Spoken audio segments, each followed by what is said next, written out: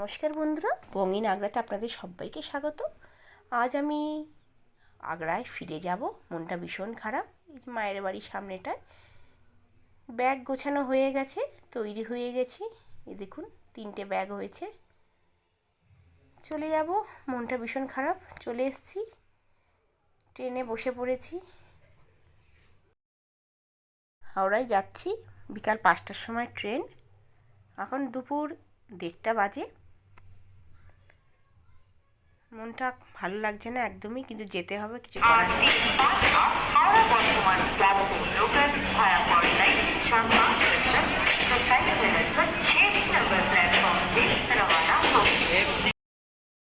Train ছেড়ে দিয়েছে, ট্রেনে বসে পড়েছি। 24 ঘন্টা টাইম লাগবে হাওড়া থেকে আগ্রা। বিকালবেলা 5টার সময় ট্রেন, পৌঁছাবো 5টার পরেই পৌঁছাবো। 5টা 45-এ টাইম আগ্রাতে।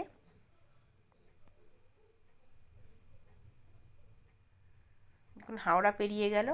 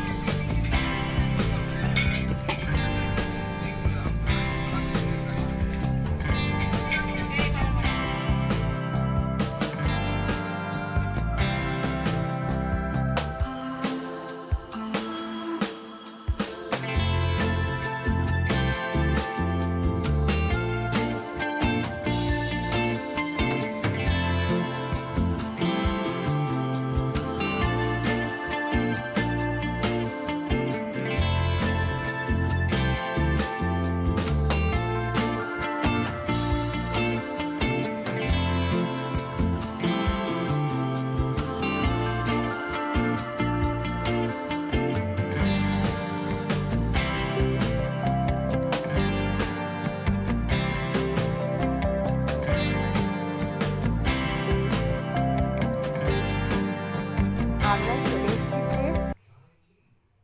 আগ্রায় ট্রেন চলে এসছে, ঠিক টাইমে আছে, লেট করেনি।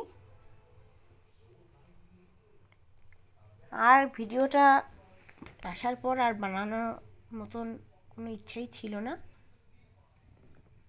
এসে সেদিনকে আর কিছু রান্না করিনি, ডাল বানানো ছিল, একটু ডিমের ঝোল বানালাম। দেখুন আমি কীভাবে ডিমের ঝোল বানাই। 4খানা ডিম নিয়ে নিয়েছি, সেদ্ধ করেছি।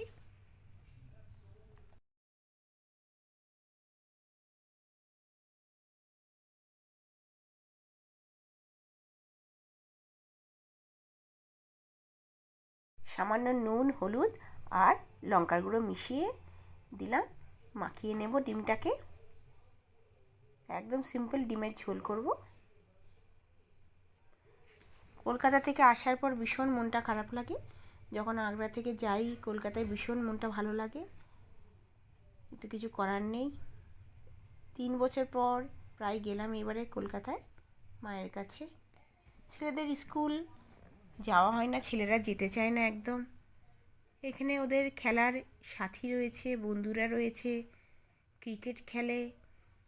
ওইখানে গিয়ে বলে, মা তুমি তো দিম্মার সাথে গল্প করবে, সবার সাথে গল্প করবে, আমরা কি করব?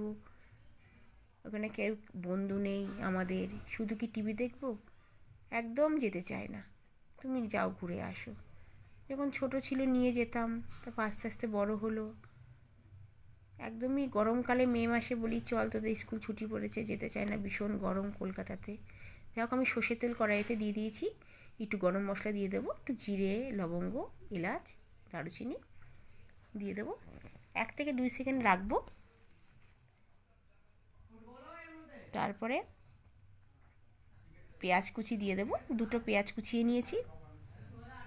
আজকে একদমই রান্না করার একদম ইচ্ছে নেই, ওখানে কলকাতাতে মা রান্না করে দিত, আমিও টুকিটাকি রান্না করতাম, তবু মায়ের হাতে রান্না তো অন্যরকম লাগবেই, এখানে এসে নিজেকে সব কিছু করতে হয়। তো বলে আমাদের খেলার সাথী নেই, তুমি যাও। আগে ছোট ছিল বলে ছেড়ে যেতে পারতাম না, এখন মোটামুটি বড় হয়ে গেছে বাচ্চারা। আদা রসুন বাটা দিলাম, দিয়ে নাড়াচাড়া করে নেব। তো 1 সপ্তাহের জন্য আমি গেছিলাম, ওদের টিউশন আছে, স্কুল এখানে ছুটি পড়ে না, মে মাসে 15 তারিখের পরই ছুটি পড়ে। তো আমার ছেলের ক্লাস উঁচু ক্লাস বলে ওর এবারে পুরো মে মাসে স্কুল, 1 জুন থেকে ছুটি পড়বে, 25 জুন পর্যন্ত, 26 জুন থেকে স্কুল খুলে যাবে। আদা রসুন দিয়ে আমি নাড়াচাড়া করে নেব, গ্যাসটা লোই রেখেছি। তারপরে 3খানা টমেটো আমি পেস্ট করে নিয়েছি, আমি একটু বেশি করে টমেটো পেস্ট করে রেখে দিই ফ্রিজে, আবার যখন তরকারি বানাবো তাতে দেব। কারণ আমরা একটু টমেটো বেশি খাই, এখানকার নন বেঙ্গলিদের মতন বাঙালিরা একটু টমেটো কম খায়। আমি 8-10টা টমেটো পেস্ট করে রেখে দিই ফ্রিজেতে, আদা রসুনও রেখে দিই।